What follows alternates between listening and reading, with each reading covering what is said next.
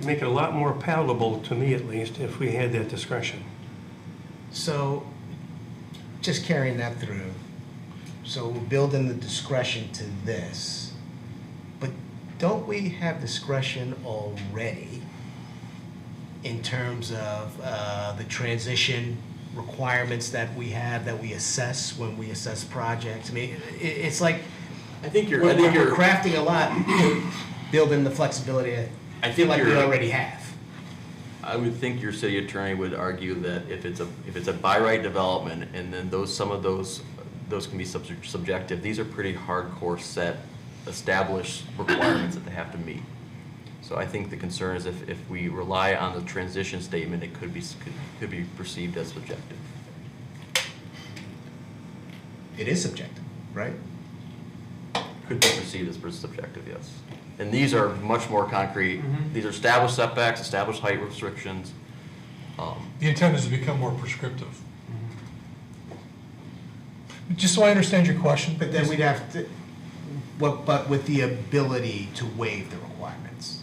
I think what we're talking If the applicant asked for a waiver from this, this provision, they could come and seek, deviations through the site plan process, and this would allow the planning commission to consider those standards as part of it. Yeah, I'm thinking of a situation where you've got a neighborhood within whatever distance we ultimately come to, of maybe two-story homes, and we're going to maybe permit, in an exception, a 45-foot height.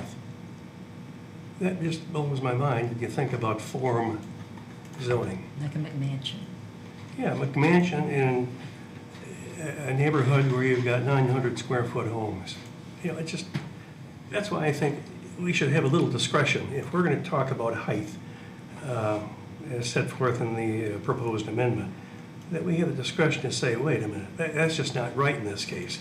Four stories is too high. 3 may be okay.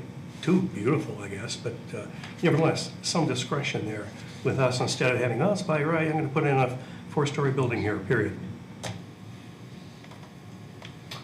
In this instance, though, the 4-story home would be at least 300 feet away from the single-family home. Yeah, but you're walking down the street, you're going to go to Royal Oak sometime, drive down Main Street, going south, and as you hit 11 Mile Road, and you're talking an old Royal Oak resident who I hadn't been there for 3 years, I was blown away by the size of the buildings and the offices and the restaurants. It had a skyline like New York. I hate to see something like that in Troy. Well, Mr. Hudson, this is intended to prevent that. I'm afraid sometimes the prevention is worse than the cure. Well, right now in a form-based district, you can do a 5-story building. Not in a residential district. In a butts, if there are butts, you can. Okay, well, in a cluster too, huh? We're going to do that? Stick a cluster in the middle of a 1 or a 2-story subdivision, and the dimensions are going to work out that we can do 4 stories. It doesn't make any sense to me. So this is an attempt to become more strict and to eliminate the potential for 5 stories next to single-family residential. Well, I think becoming more strict, it restricts us to, in our discretion as to how we'd like to see it developed. We're just discussing it now, and you're going to see some various views, I think. Yeah, and this is the first time this is a starting point. So I agree. We're open to your comments. Yes, Mr. Brown. If you can bring back the second slide that you wanted to show, okay, just stay there. So that's the question I was having. 38 feet in this case, right, building height. So if somebody is at the 39th feet, that person has the right to make a 3-story building, right? So it says less than 300.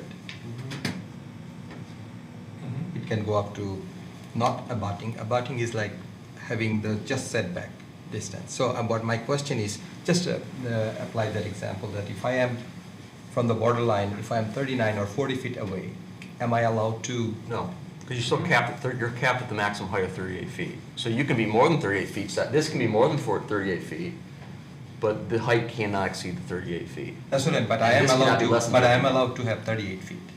You have to have 38 feet. But you could have 40 feet, you could have more than 38 feet, but your height itself So is my capped. question is currently for single-family residential house, what is the height limit? 30 feet.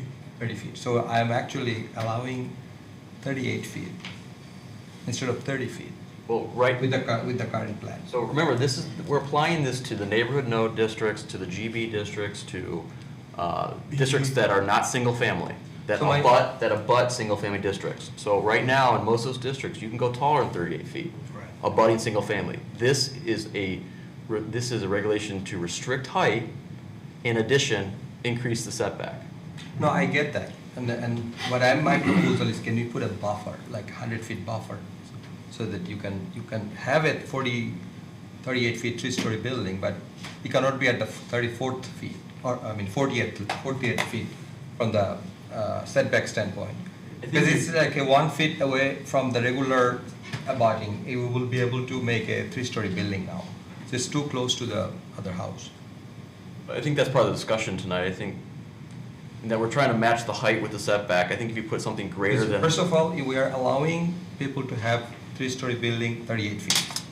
But now within the proximity of 38 feet, Mhm. based on this proposal. Am I right? So the height is capped, so this basic parameter of this is in these districts where it's abutting single family, your building setback has to equal the height, the maximum height of the building, Which is 38 feet. or the height of the building, which is 38 feet. If it's 300 feet, it's 45 feet or whatever the number is. Right. So, So now with this provision on the zoning ordinance, somebody will be able to make 3-story building 38 feet yep. within 38 feet proximity of the other single-family house With the property line, with the proper lines. yes, Yes. which again is much greater than what they're required to But do which now. is not the current by right single-family house, Remember, we're not talking about single family here. nodes, neighborhood nodes. Nodes. Neighborhood node, you could argue, you have a neighborhood node, you can go 0 foot setback on the side yard. So arguably, this is a much larger buffer than what the. And the neighborhood requirement is 30 feet right now or 38 feet? Which The neighborhood? Current by right neighborhood? Neighborhood node, could go up to 5 stories. Oh, okay. So all this again is to reduce the Substantial increments. restriction versus what exists So- today, right? It's basically, it's a 2-story restriction from what could be done now. When we Okay, s- so I get that. So it's from 5-story to 3-story. That's what you are saying, this problem. It would cap it at 38 feet. If you're, again, adjacent to a single-family zone district. Mrs. Sarachet? Yeah, just a reminder to everybody. So we had, I asked everyone to stay neutral, and here I am wanted. There are properties in the city that are zoned Big Beaver that abut single-family residential. And depending what building form, they can be 6 stories, 72 feet in height today. Now, we have provisions in the zoning ordinance, general provisions that are site plan review provisions that require the planning commission to apply compatibility.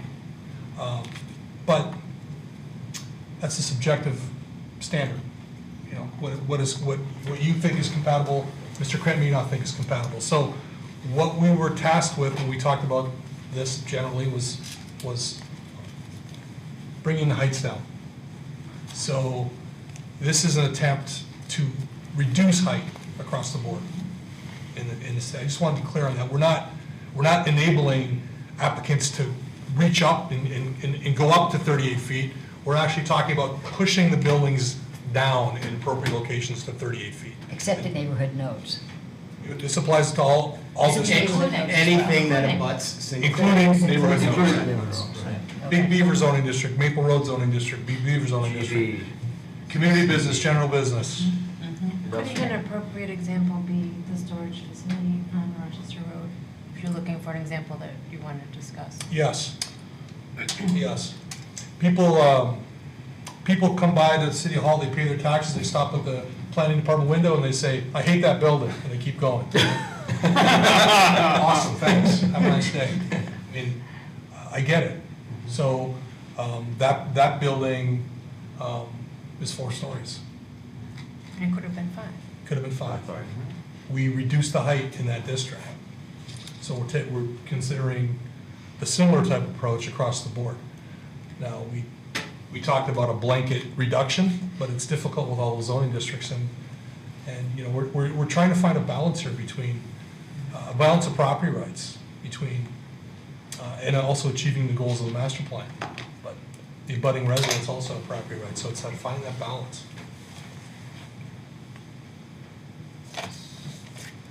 Yeah, Mr. Abney. So just kind of to follow up on that, we have Big Beaver District where right now we have properties that actually abut residential in the back. So on one hand, we've had discussions where we're actually trying to incentivize or trying to attract development or to going up. We're saying go up, go up. We don't want that one story high, 20-foot face on the Big Beaver. We actually want developers to go up. And now we're actually saying, well, we want you to go up, but we actually want to restrict you because these properties now are abutting all the residential in the back. So I guess we have to maybe clarify our message to, at the end of the day, when we write the final verbiage of this, of what are we trying to do in terms of our message to developers? Do we want to continue to go up on Big Beaver, or are we trying to say, go up, but we want to cap you, so in terms of what kind of future developments we have on Big Beaver? Why can't we restrict whatever we come up to districts? Maybe exempting the Big Beaver district from any height restrictions. But maybe some of the other districts in Rochester or some of these other ones, maybe you don't want all that height. Maybe you want to keep it down. And then you've got the clusters also to consider. So maybe trying one size fits all may not work. Well, my only thought to what you've just said is if you want to exempt the Big Beaver zoning district, let's not forget that as you think about the master plan, parts of the Big Beaver zoning district go very deep into the neighborhoods. And so to exempt Big Beaver means that that part that goes deep into the neighborhoods then doesn't have to have the transition. So I have a question on just that point. I was thinking, like Big Beaver going deep in the neighborhood, so I was thinking your transition is the property closest to the single-family property to the north. So if there are other parcels to the south of that going toward Big Beaver, are there restrictions on those, or they have whatever the Big Beaver height requirements are? Well, we would apply the standards in here, so they wouldn't, if they're not abutting single family or they're not within 300 feet of single family, it wouldn't apply. Right. So again, in that scenario, Right. the abutting Right. project would be Right. under this, but then as you go closer to Big Beaver, you can Right. go up again. So it's almost like enforcing the transition that we Ding, expected ding, to ding, see. ding, ding, Right? ding. There you go. So, Yeah. so to answer your, Yeah, please. Mr. Apahay's question, what are we trying to achieve? Well, we're trying to strike that balance. Right. We want height, we want density, we want intensity, but we want it in appropriate locations. And it's a transition, right? Right. Let me step in. So then back to Mr. Hudson's comment, maybe we shouldn't be doing something that blankets the entire city. We should be looking at individual districts and seeing how that would impact that specific district, because it would in different ways. I mean, Well, and here, just to play devil's advocate for a second, here's the other option, is we could leave all of this alone and go back to, or just keep what we have in place now, and then do it on a case-by-case basis where we talk about what we think transition should look like in this instance. Hey, that's the point I made earlier. Mr. Tagle, did you have a point? Yeah, are there properties in the Big Beaver corridor that could not achieve anything greater than 3 stories because they don't have the depth to be increased to 300 feet? Yes. So there are properties that we're saying this property will only yield a 3-story building? Yes. 38 feet. Okay. The other question I have, there are other requirements in the zoning district that require a larger setback than 38 feet. For example, religious facilities, 50 feet front setback. Does that take precedent? Yes. Okay. More restrictive regulation applies. Mr. Lambert? Just to clarify too, talking about the Big Beaver District, this does not preclude a developer then from saying, part of my project that's within this 300 feet will be 38 feet, but as I get closer to Big Beaver, I can start stacking up higher? How would that affect this? As it's written right now, I mean, we could, again, carve out nuances such as that, but as it's written, it's on a parcel by parcel basis. So any building on that parcel cannot exceed the height So you restriction couldn't of do that. the stacking then? Cannot do that. Now, I've seen it in certain ways where it's a distance from the building, not by a parcel. We could do it that way instead. But this is just to get the discussion going. And then the second question is, from the point of view of a case-by-case basis, from a legal point of view, not talking about any cases that are out there right now, but does this give the city and the planning commission more legs to stand on when we're telling a developer, sorry, you can't build that there, not because of our subjective viewpoint, but because this clearly states you can't do it? Yes. Okay. That would be the goal, obviously, but as Mr. Hudson started in, I mean, he's already got his lawyer's cap on, looking for exceptions to the rule that we're It's trying our to turn. establish. So that would be the goal, but obviously any rule can have carved out exceptions, judge made or whatever otherwise. Okay. Yeah, Mr. Taylor? Julie, have you had a chance to vet this to the degree that this, that we're on solid ground from to saying to a developer, you know, that, oh, I'm sorry, you're on Big Beaver, but all you're gonna be able to build is a 38-story, 38-foot. I mean, Lori and I have discussed, I mean, Lori knows that we're having this discussion today. Once we have a final product that will go to the public hearing stage and a council stage, it'll be vetted further. I mean, generally speaking. So far, you don't Right. see it, you're Correct. creating red flags. Correct. Okay.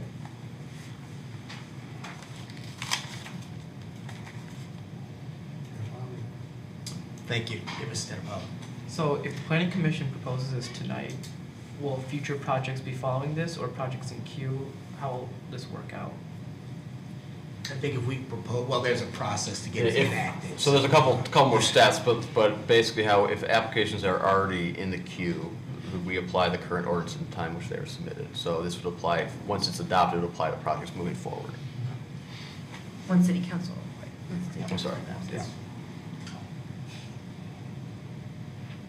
So I'm gonna ask a question, and I think it's been covered a couple times, but I'm not sure that I understand the answer. So if we were to adopt this,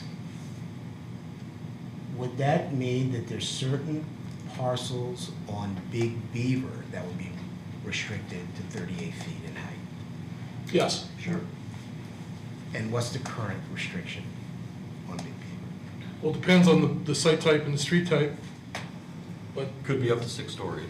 Yeah, I meant that Big Beaver, that corridor we talked about, that's what I thought, 72 feet or? 6 stories, 72 feet, something, Yeah, yeah. yeah, so going from 72 feet potentially to 38 feet. That doesn't seem what we want, right? Well, I'll speak for myself. I did not think that's what we were trying to get to well, in a location like that. I do think we're trying to reduce height generally. We're trying to enforce the transition next to single family generally. But that seems like a more significant consequence than I envisioned coming out of this. the master plan is a 350-page document that has a lot of different goals. One of the goals is to have a wider range of housing types, mixed use, density and intensity, placemaking, walkability. It also proposes protection of single-family residential neighborhoods. So there's this balance, and this speaks to that balance.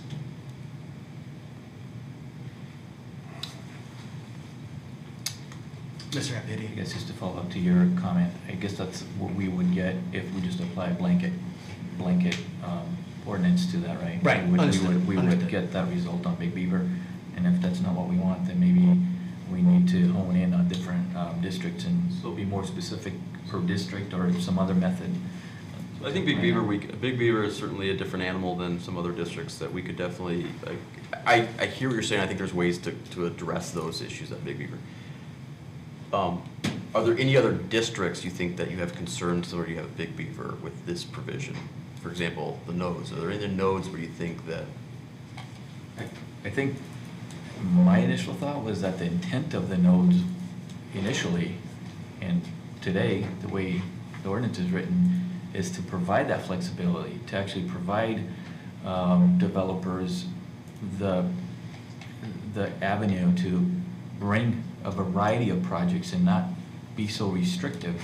That's really the spirit behind that, the node concept. And to take that away from developers, the question is really, are we taking away the entire node if we're restricting it to what we're actually talking about tonight, or are we restricting the flexibility of a developer to bring to that node what we wanted? And we've had this conversation before, that even with ordinance the way it's written today, we still haven't seen the development that we thought we might have up until now at these nodes. So restricting it even more might leave those nodes untouched for a long time. I think one of the things we talked about several meetings ago was just the height of the node, the 5 stories, contiguous to the single-family residential. Yeah. So I think there was at least that being a consensus of concern around That was the direction, that. that was kind of the impetus behind moving this forward. Understood. No, mind you, you can still do a 400, or, a 4-story building, or even a larger than 4-story building if you're outside that 300-foot buffer. So it doesn't preclude, for example, a lot of parcels on the corner, on the hard corners, are probably 300 feet away from any single family. They would be allowed to do whatever is allowed in the neighborhood node. It's just those parcels that are within the 300 feet and or abutting, which we would have those height restrictions on. So I think in the nodes, this may be an appropriate solution to consider, because it does allow for some intensity on the corners, but again, transitions height and setback as you move out from those nodes. Mr. Tate? As Brent was putting up the Big Beaver district there, I think one of the issues we're trying the issues that we're uncovering here is look at the varying depths of the Big Beaver properties. I mean, we can't, that is such a in and out or up and down line. You either come up with as you've suggested, here's the rule, here's the distance, and if your property is too narrow or too shallow, that's the way it goes. And if you have a property that's deep enough to do that, now, do we have the same issue with the nodes, or are the nodes a cleaner backline, I guess, if you will, to the shape as it abuts residential? So we have A through W. Yeah. This is our, starting in the southeast corner going up, so obviously surrounded by industrial. Now, industrial has been amended. It allows a wide range of uses, including residential. So it's not crazy that a node next to industrial would have multifamily. But there's no multifamily in the city of Troy within half a mile. Mm-hmm. So a 5-story here would not impact any single-family home in the city of Troy. It just wouldn't. And even other communities, it's not single-family down there. So not an issue. Let's go up to B. Yellow is single-family residential. Is a 5-story building right here, is that appropriate? I'd say it's more appropriate here than it is here. Yep. But that's permitted right now. 5 stories right there. Yep. I'd say if you're going to put it in the node, we want it here and not here.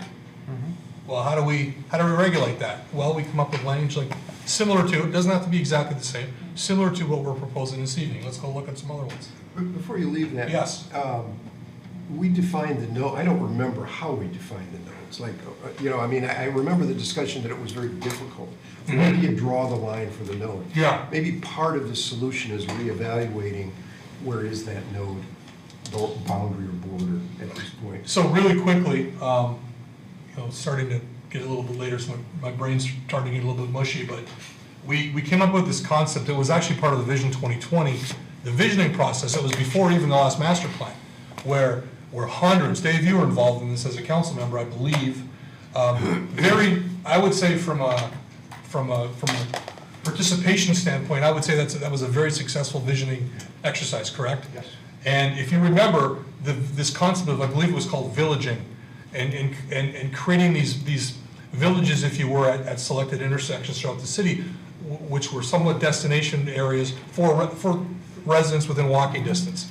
And we took that villaging concept in the master plan, and we branded it Neighborhood Node. And what we did in the master plan was we call them blobs. They were circles that were the same size to conceptually illustrate this concept of these nodes. Well, a master plan is a policy document, a zoning ordinance is law. So a blob isn't going to cut it for a legal document. So we had to, node by node, go through and create the boundaries of these nodes, John. And we spent a lot of time doing it. And a lot of them was very intuitive where to draw that line. And a lot of them, we had to come up with a rational reason for doing so. We can certainly look at it again. If we do change the boundaries of the nodes, it's potentially going to involve rezoning, whether they become bigger or smaller, what have you.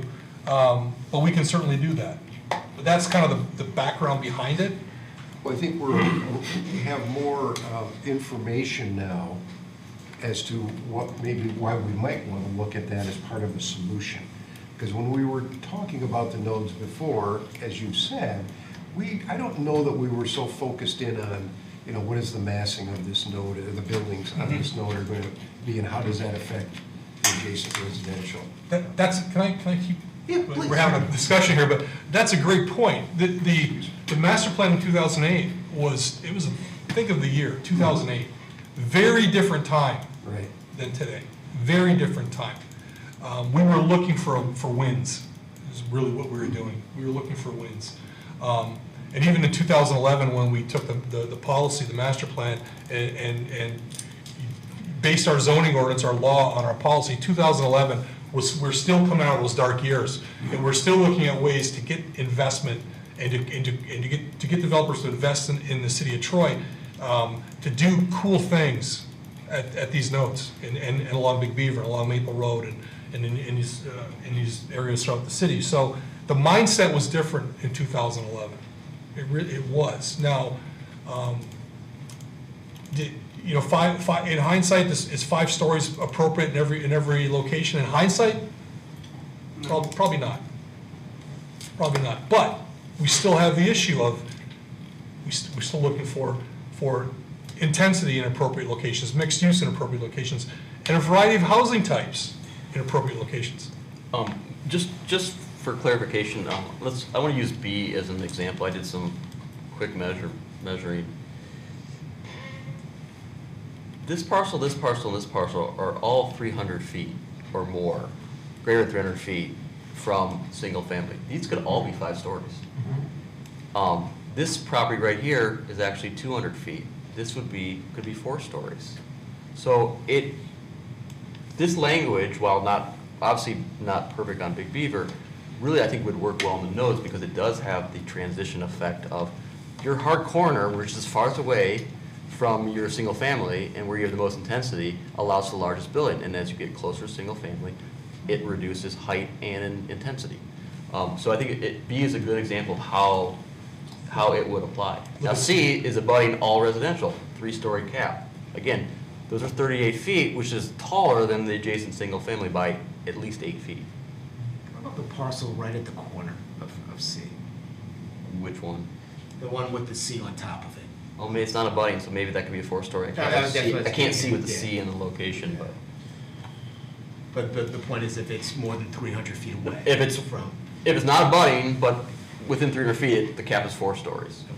Okay. If it's, for these examples, it's outside of 300 feet, it could be up to, it could be up to 500 feet. Thank you. I mean, sorry, it could be up to 5 stories. Yeah. And then you could have it a neighborhood node, you could have 5-story buildings on every corner. You could have that in, well, to your example, yes.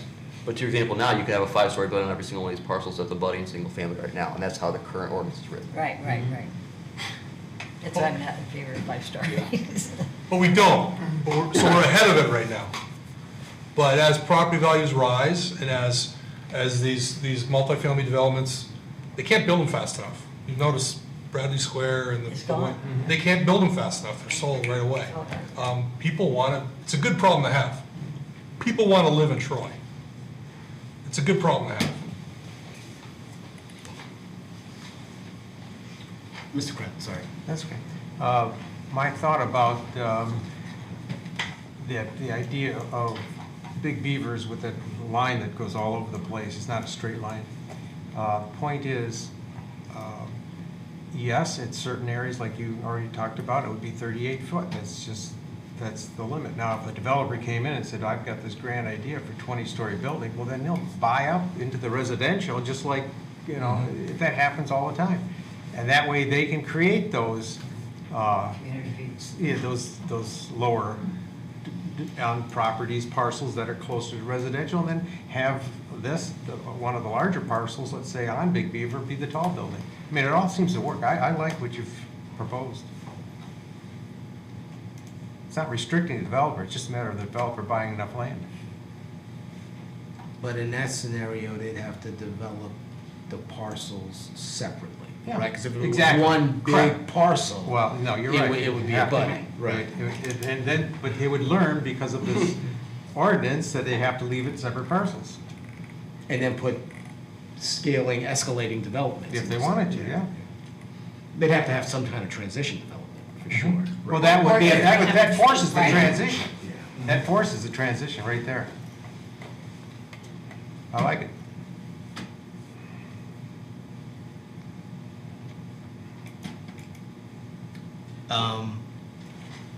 Yeah. So I just, we spent a lot of time on Big Beaver. And I've heard I think I've heard from Mr. Krent that he thinks this might be a good solution for Big Beaver. I've heard from other people that we need to go back and start looking at some different variances because of Big Beaver's unique circumstance. Is that, am I getting consensus on that? I feel Big Beaver is a unique circumstance. Okay. I do. I don't know how anyone else does. But this language, though not, this language, do you think it works for the areas outside of Big Beaver that we have some concerns about? Specifically the nodes, GB, CB, et cetera. So you gave an example of the nodes. Yeah, I think it works just as you walk through that example. I don't know if maybe there's a different zoning type where you could do the same kind of walkthrough. Most of the GB and the commercial business and general business actually front on,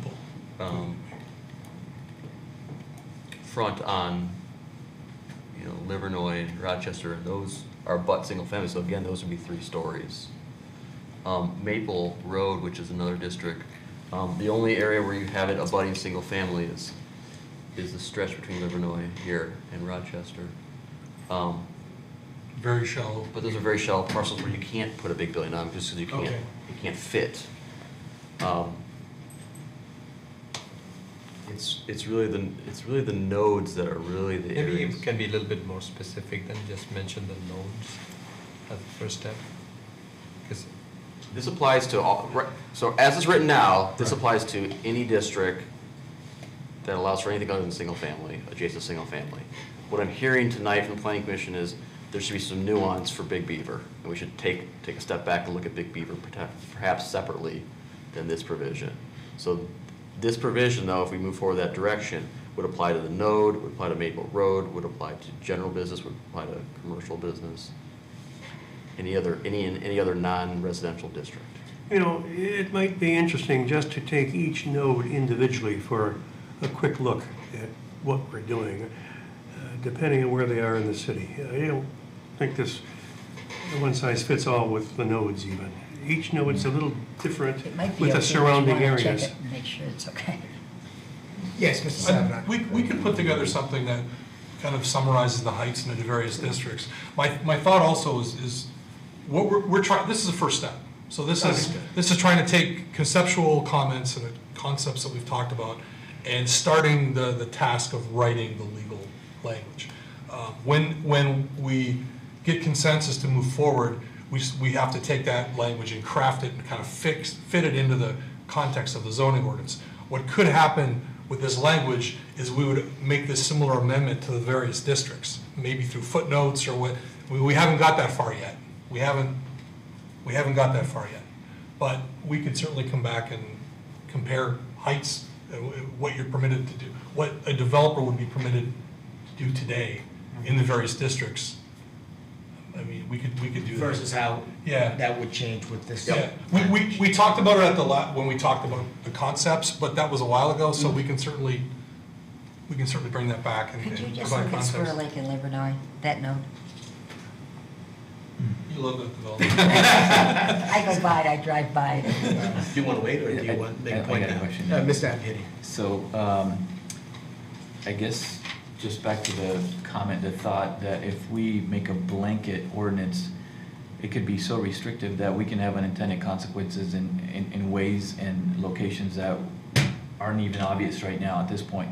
And one project that comes to mind right now, that came before us recently, is a hotel on Rochester and Big Beaver. So that project would not be able to exist today the way we approved it if this ordinance would Because be of in the effect today, residential. correct? Because that Rochester and Big Beaver, the hotel right north of 75. Yeah, that residential. The old Corey Dine Which one? the old Corey Dine by the hills. Because of those single-family homes. Because single-family behind the, homes and the hotel is the No, way. because that's zone, that's Zone zone Big Big Beaver. Beaver. So it is Zone on Big Big Beaver. Beaver. So it would, Okay, so if it's we were, it's zoned property, not used property. okay, so if it would be, if we do something specific and unique just for Big Beaver, then that would probably allow for that exemption. But even if we applied it as written now, it still wouldn't apply because it's not single family. But it It's- abuts. It's right here. It's right there, but, so even those homes there are zone Big Beaver? Those are Zone Big Beaver. Yeah. Okay, so that even brings up another unique point here, curveball on the conversation. We have residential homes in the Big Beaver district that are being impacted by a project. Would there be some kind of language that would incorporate that or exempt that, or we have? The intent of having a Big Beaver is to have them over time become conforming use. Okay. And so I wouldn't want to carve out a provision that allows them, you know, I think it's better to do it by zone residential, not used residential, single family residential. That's a law. So that's a unique situation there where you have homes in the Big Beaver district right up against that hotel, zoned the same way. But we knew that when we approved the development. I mean, Very valuable those homeowners are gonna do really They're well. gonna be happy when they sell. Ms. Fowler, did you have a question? Square Lake. Oh, just, I was up there. yeah, they were just, looking at Livernois and Squirrel Lake. It's right here.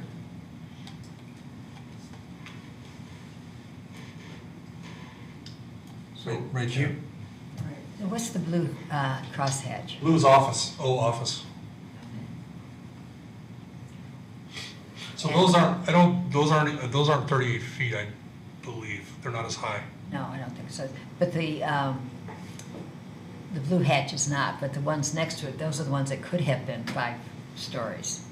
all these Right yellow, pinkish salmon color, Right. those all now, as of now, could be 5 5 stories. Again, a lot of them are small parcels. You're not going to be able to get a 5-story building out of them just because you can't park it, et cetera.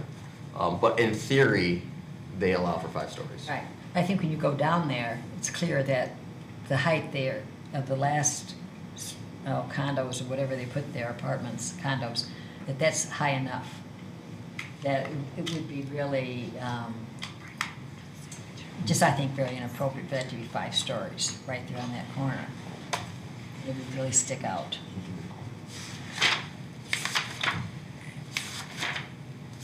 All I'm suggesting is that we take a look at that 5-story piece on the different nodes. Some nodes it might be appropriate, some nodes maybe not. And what we're trying to do is, we agree with that comment, is come up with a measurable, definable Right, understood, yep. basis. Right. Consistent, predictable. With the ability for exceptions. Which is in your language, right? For setbacks only, as written. Setbacks only, okay. Not height. So Okay, that was one of the questions earlier. Full disclosure, the first rendition that we talked about, there were exceptions, was the ability for the planning commission to provide waivers for the height, and I said, you gotta get rid of that. We took it, I insisted we take it out. Because it was an administrative, it provided the planning commission the ability to also go up. Say, you know what, this is a good, 38 feet, go 50.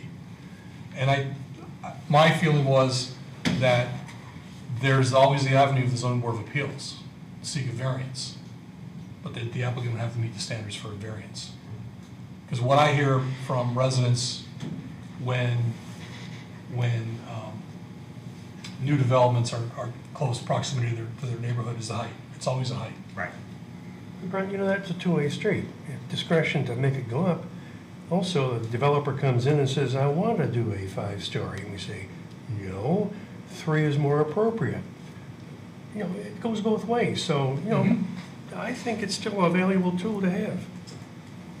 Mr. Appihetti. Can we have a little bit more conversation, a little bit more dialogue about providing possibly an exception of the 300-foot rule or buffer to restricting that possibly to 300, to contiguous properties and not impact properties across the street? For example, my initial thought of how restricting a property on one side of the street and you're less than 300 feet away, and you're restricting a development that's completely in a different neighborhood.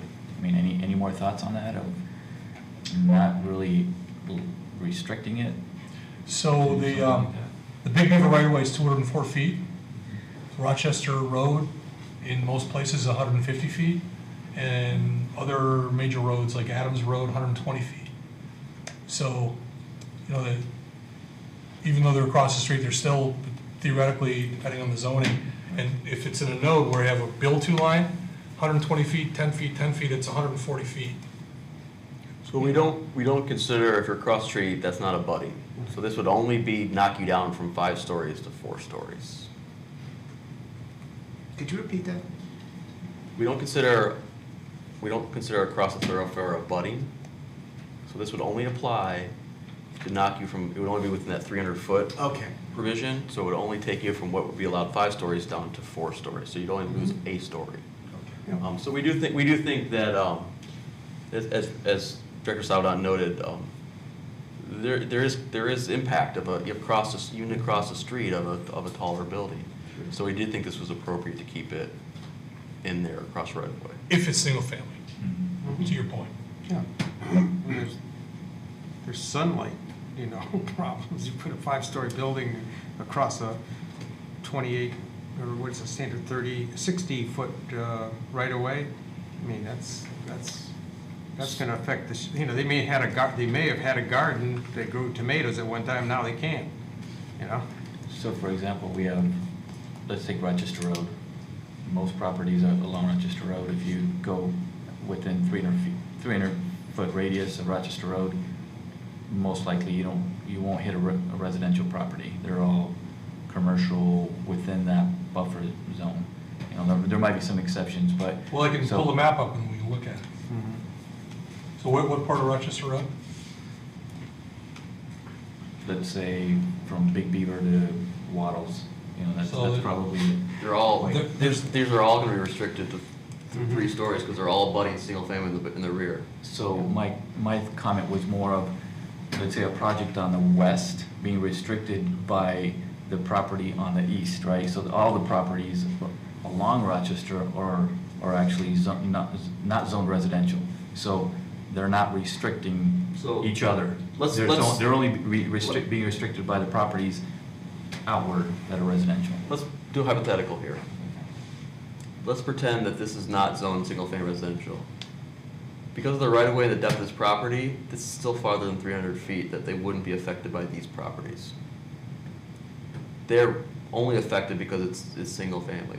Conversely, if this were single-family here, we think it's appropriate that it would, they're within the 300 feet, that it would be, instead of 5 stories, it would be 4 stories.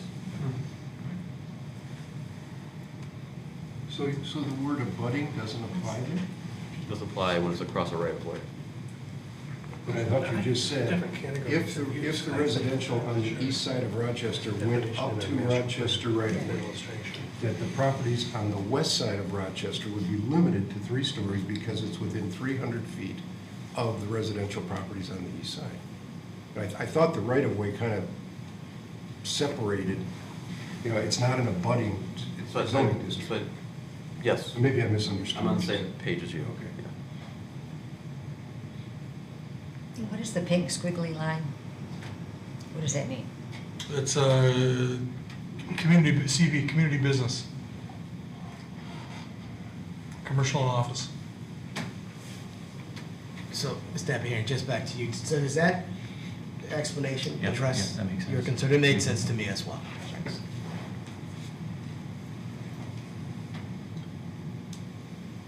So are you So getting here's- the yeah. feedback that So you're looking I think, for? I think we have a couple next steps. I think we should map out or visualize some way this as it applies, especially to node, and see how it would fit in with each node. And I think I have a way of doing that. And then secondly, also look at Big Beaver and see if we should carve out a different provision for Big Beaver. Understand that there is still some insurance that needs to be in transition, but maybe the 3-story restriction is too restrictive for what we're trying to achieve. And there's different ways to potentially do that. It's a good idea then. I think I'm hearing those are the kind of the 2 next steps for this. I have a I question. concur, but yeah, Mr. Question. Place of worship, what is the maximum height right now? Depends on the zoning district. Okay, so do you think that with this, there will be advantage that we can go higher from a height standpoint? Again, it would have the same height restrictions that any other use in that particular zoning district. So, for example, if it's an adjacent single family, it would have a 38-foot high maximum height restriction. If it's in a node, for example. So it wouldn't treat place of worship any differently than it treats any other use in that zoning district.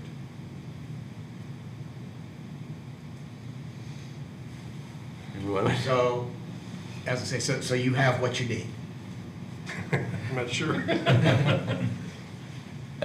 You have I think- some comments. I think we have enough to move this forward and come back for another round of this. The 3 of us will meet next week, sit down, have a coffee, scratch our heads, and talk about this. I think we We're gonna have have to watch the video again. Yeah. To make sure we have all the comments. Because there's some outlier comments that are kind of confusing me a little bit. But I think what we'll do is, we'll come back with some information, some comparative height. Like maybe some tables that break it down Okay. clearly, and we can use that information to help us in our discussion. Okay. So would it be helpful to have more conversation around any of those comments you thought were outlying comments? I think the notion that we treat Big Beaver a little bit differently is helpful, and I think I'm also hearing that maybe it's more important in the nodes to consider height. Is what I'm hearing as well. So I have just Yes, Ms. Rose. some outlier comments so that you feel like you've earned your keep. So we talk about this 300-foot number, but you also said that you landed on that number because that's the number that we use in having to give notice for a public hearing. And so it sort of made sense, but at the same time, you said, oh, it could be any number. I mean, so it has some arbitrariness around it. And I will say that I do get the sense from what I'm hearing from residents as they've come in front of Planning Commission during public hearings and we're talking about these transition type buildings, 300 feet, when you're in a single family home, 300 feet is really not that far away to even be faced with living right next door to a building that's 4 stories. So I'm just wondering if that's something we want to think about, maybe not, but I just know that 300 feet is not, I mean, it's a football field, right? I was gonna say, one of the reasons we came up with that number was it's the length of the football field. It's And a most football people field. can contemplate the length of a football field. But I will tell you that, you know, if she doesn't like Square Lake in Livernois, I don't like Town Center in Livernois, right? Because I live in that subdivision, and while I'm more than 300 feet away from the Amber apartment building, it's 4 stories high, and I'm sitting in my bedroom and I look out the window and it's right there. Like if I had binoculars, I could literally look into the windows and the balconies of the top of the, it's 300 feet, it's not that far, I guess is my point. Okay. And I hear concern about that. And then I also noticed that we put in there 20 feet for a green belt. I don't know if that's enough of a green belt when you're talking about a major project next to a single-family residence. That's a tiny little strip of land. When you're a homeowner and you happen to be the lot that's right next door, that's not very much space. And practical. That's for the building, that's for the building setback. You can have parking, drive aisles, et cetera, within that. Okay. The 20-foot is a minimum green belt. You can't have anything but landscaping within that. Got it. So remember, this is more strict. We're proposing language more strict than exists now. But I'm just saying, we've picked these numbers, and I understand why, but I also understand that in practical reality, although that's overkill, right? But in reality, 300 feet and 20 feet, that's not a lot of space. It's just not a lot of space. And we've heard a lot of comments in public hearings from homeowners about it. So I just think we need to be mindful. Ben's assuring me that he's confident that we can come up with something. Let's see him taking notes. He's drawing pictures. I agree with that 20-foot kind of bothers me too. Just to let you know, Karen. It's a little narrow strip. Yeah, I know. So that's probably the thing that I was saying, that can we have some buffer, that, you know, you have to have 100 feet from the neighboring. 100 feet. It's a number, you know, it's something that we can talk about, I don't know, but at least, because currently it's only 38 feet, right? The building height is the setback requirement. 3-story buildings height 38 feet is the setback requirement. Yeah. Which is not enough for even a 3-story building. That's what I feel. 4-story, I know that it's 300 feet. I think I also want to remind everyone why the intent of what the nodes were. And, you know, as Brent said, it was to around these major mile intersections was to have, urban's not the right term, but these more services and amenities in some intensity. I think if we put so many restrictions such as increasing it more than 20 feet, making it a larger setback, larger than the height of the building, you're potentially significantly reducing the development potential of a lot of parcels. Because remember, a lot of these are really small parcels right now. I get the point. We'll look at it. We should come back with some more information to say how these different regulations would affect different parcels. But I just remember when we think about this, what the intent of the neighborhood nodes are for. If you look at the places of worship, it was 50 feet setback. There was a reason for that. So we are making it 30 feet setback. Obviously, it's better than what we have right now, no question about it, but we are trying to make an improvement. So then in that case, we should look at what are the other things, other places we have, and what will be the best thing for the neighbors, because this is a chance to really improve it. We want to try to make it a win-win situation. We just can't say the numbers aren't enough. I mean, because like you said, it's gonna make some properties very worthless. They will sit there forever. So there's got to be a kind of a middle road balance. And maybe there's ways that, whether it's 20 feet or 30 feet or whatever it is, maybe there's other ways to beef up the green belt requirements to make it a less visible or less open, more of a buffer, visual buffer. I agree with you, right? And I agree with Mr. Carlisle's comments, right? There was a purpose to the node strategy behind the nodes. I don't think we want to lose that. I think that strategy is still viable. But with with adjustments. But the other thing I would say is, you know, we all have opinions and seemingly some different opinions. We're not gonna resolve them today. No. Right? So, I think, again, the next iteration, we'll see progress from what we have today and also have more discussion. We're not foreclosing anything. It's not on the table today. Mr. Abahidian. So, I know we have next steps of trying to move forward with the language that's a little bit more specific, but just for my edification, my understanding, we have scenarios where we have properties in the city where they abut the same type of zoning. Let's say it's, let's say on the left, on the right, it abuts neighborhood node, but in the rear it abuts residential.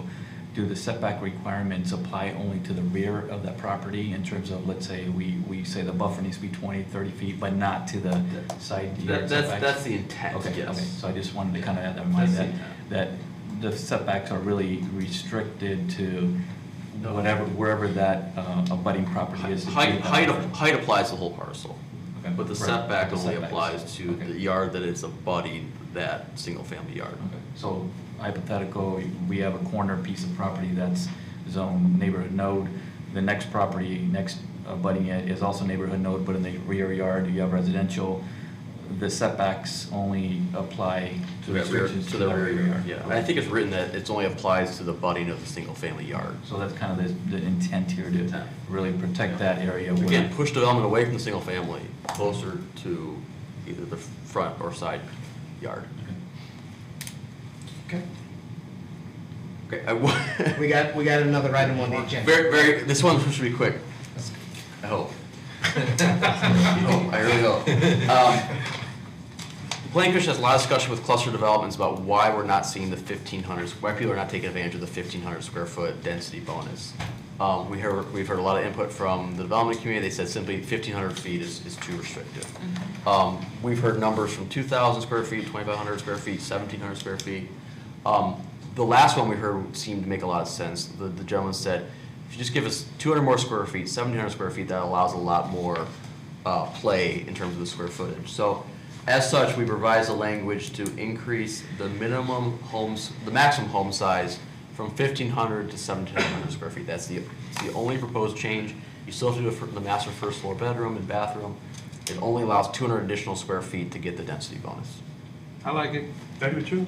Why not 1,800, I'm just asking. Why not 1,750? I thought 1,750 was somewhere I mean, around 1,700 is still pretty darn small. 1,750. It's still I mean, pretty it's- darn Say small. 1,700 or 1,750? He said 1,680. He said 1,680. Okay. And I said, so if we bumped it to 1,700, he said that'd be good. How did we land on 1,500 in the first place, though? We had a long. Just like this. Just like, yeah. Right. It went between 1,500 and 2,000. There was a lot of going back and forth. I guess I mean, Julie. okay. We'll discuss later. Well, Why is the 1,700 a better number than the 1,500? Right. That's kind of what I thought too, I'm but not- we've I'm got, not convinced. we've got feedback from that last developer. But that's one. That's One one. development. Understood. Well, we've I got, completely agree with you, yeah. we've got feedback internally from a lot more developers than just 3 or 4 developers that said 1,500 is just too small. Clearly, I think we Yeah. feel 1,500 is too small. I think the question is, what's the right number? Oh. And I think that's kind of all over the map, Without, like when we like, pick doing 15. this piecemeal every couple of years, you know what I'm saying? Like, we can talk.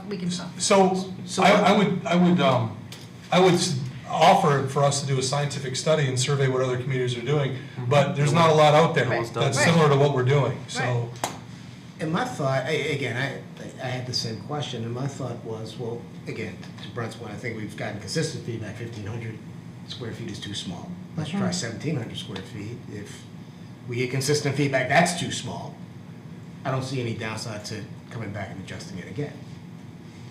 But then don't you lose the intent of the cluster development originally, which was to have smaller homes that fit a certain market niche? I mean, I think we're there's going an in the upper opposite limit direction to- of where the cluster development was, the intent of the ordinance was originally going. So I agree with you, but I'm hearing from developers, I mean, we had, for the first one, the one on the Midtown Crossing on Rochester Road, It had the duplex units, 7 duplex, 14 units total. What we talked about, can you pull out the lot, the foyer, can you pull that out a little bit? And he said, well, no, because I'm at 1,500 square feet. If I pull that out a couple feet, I'm gonna be over 1,500 square feet. So the 1,500 does seem to allow for creative layouts of these units. It does seem really kind of restrictive. I agree. We don't want to go so high as that these things really aren't differentiated from other houses we see. Right. I think the upper limit, I think we're starting to push it.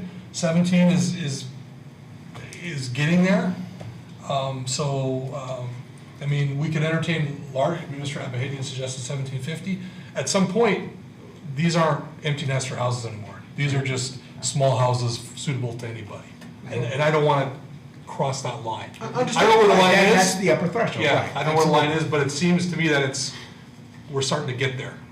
So my thought was, I think with the projects we've seen that came before us until now at 1,500, what we've seen is really basically a floor plan with 2 bedrooms. So a master bedroom and a guest bedroom, or a master bedroom and a multi-purpose room. So that was really the threshold, the maximum that a developer would get out of that, even with a really open floor plan where it was the kitchen, dining, and a great room area that was really open. So I think that extra 200, 250 allows them to gives them more flexibility to really either add an extra bedroom or an extra multi-purpose room, and really just push out that foyer if they need to, and a couple feet, 2-3 feet, just to really play with that, because one of the criteria that we really wanted is to not have a dominant garage, right? So in order to do that, we need to give the architect the flexibility to play with that front elevation. And if we restrict it to, let's say you can only do this, then that really hinders them from that elevation, then pushing that garage in. So Well, we were doing this, we were targeting, in essence, 2 people, older couple, kids have gone, they want to remain in the community, in affordable housing, like where it was. So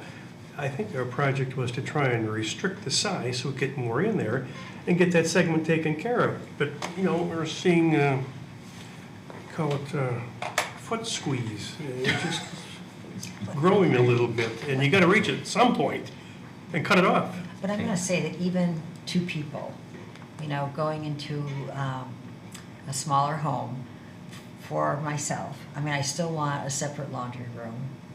I still want a den area. I'm fine with, first floor master, that's what I would want, but I still would like some additional space. When you talk 1,500 square feet, you're talking about something that is so minimal that you end up having stacked washer and dryer as you're walking out of the garage. I would never in a million years want to live in a home like that. I need more than 2 bedrooms. I'm just Well, saying. on the second floor, you can have another bedroom. Yeah, but we're But- trying to do but- ranches here. Again, Well, there are other housing options. This isn't the Right. only housing No, I option. know. This Yeah. is just an alternative to fill a gap that's in the market right now. We Take can a make it look at what- 1750. And it's also tied to the cluster. So this is this is Right. bonus.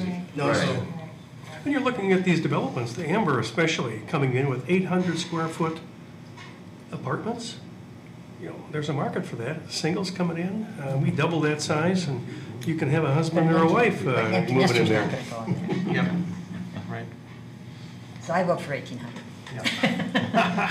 There you go. Sounds like an auction, huh? So from a functionality standpoint, so if you want to have 2 additional bedroom, how much, last time when we saw the floor plan with the 1,500 square feet, it was 1 bedroom, right? 2 bedrooms. There was, no, 1 master bedroom and then 1 spare bedroom. So with that 200, we can have a 3rd bedroom probably. Or an right? office.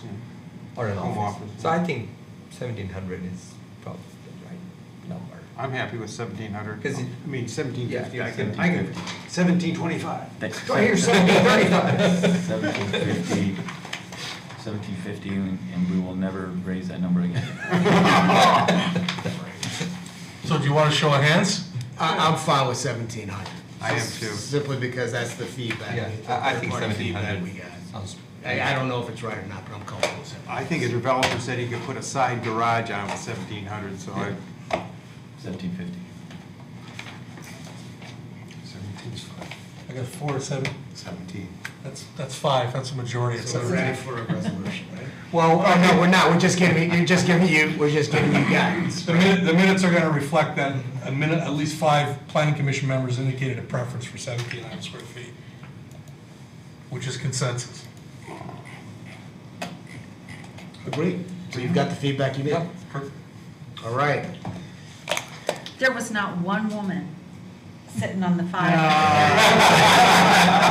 You're right. You're right. Do you want to We revote? didn't have unanimity, which is that consensus. The items, Karen, do you want to take a revote? Oh, no, because the 5 are still gonna win, but I'm just saying, you guys had, You just have the mindset of most people who live in Troy, they come from these large homes. I And it's a do. shock to it think is I a can shock. live in something It less. is. You are absolutely right. You're absolutely right. I'm not prepared to do it, but other people might be. Because, you know, these houses, they're not making for the empty nesters. They're making for like the married couple just going to have babies. So that's the difference. That's why 1,700 probably will be just fine because it will be less expensive. My first house is 900 square feet, and I thought that was beautiful until I got a bigger one. I couldn't imagine people living in a house that big. Now you're talking 5,000 and 10,000 square feet. I mean, that's just insane. item number 9 on the agenda. It's our last item, is planning commissioner comment. Oh, did you do public comment for items on the agenda? Jumping ahead. Yeah, we'll just keep it. Item number 8 is public comments for items on the current agenda. Is there anyone in the audience that wants to speak on that item on tonight's agenda? I would ask a question. Could you come up and speak to the microphone and identify yourself also, please? Yep. My name is Jerry Rowell. Sorry for No problem. Yeah. I live on Penrose Drive, and I found your discussion about amending the zoning ordinance to provide for height restrictions and transition between single-family homes and more intensive uses delightful here, and I thought it was a great idea. I came away though with 2 questions. One of which was, when I looked at the zoning ordinance as it relates to neighborhood nodes, I noticed that it describes the uses permitted as it related to residential as attached residential or lodging. And that when you look at the zoning ordinance as for those individual types of uses, an attached residential use, there is a separate use for that that's not form-based. And that seems to have a lot more restrictive density as it relates to the number of units you could build on a property compared to the form-based that applies to neighborhoods nodes now. So my question is, are you looking at, as part of this review, going to consider the density of what can be built on those sites, as well as the height? So that was what I came away with. And that was your? That was my comment and my question. I think the density, I think that if you look at the Livernois development in Square Lake Road, the density there is much greater than what you would see permitted in an attached residential district, if it was just an attached residential district, as opposed to neighborhood nodes form-based zoning. And when you look at the form-based zoning, you know, I see that it's designed to cover a number of different areas. It's designed to cover neighborhood nodes. It's designed to cover Big Beaver's urban environment, as well as the Maple Road District. And I think that the Planning Commission should have, or does have, the right to restrict the density and the type of development that's occurring there, because the form-based isn't supposed to be, in my mind, one size fits all. It's form-based, it's in order to provide you guys with the discretion you need to be able to limit density in instances where it wouldn't be appropriate. Like Big Beaver, I mean, building a building that's 4 stories next to a one-story residential, or even 3 stories, you know, might be something you could get away with, but to do it in a neighborhood node where you've got, you know, 3,500 or 4,000 square foot, you know, one-story homes, or even 1,500 square foot one-story homes next to it, it just, in my mind, wouldn't be appropriate. And I think neighborhood nodes need to be taken into that kind of consideration in form-based zone. Okay, thank you. Is there anyone else who would like to speak on item on tonight's agenda? No? Do we want to respond to that question? So the draft, the language that we discussed this evening does not have any density restrictions that would apply. That's not a direction that we went in. We can certainly go in that direction if Planning Commission feels it's appropriate, but that's not a direction that we went in.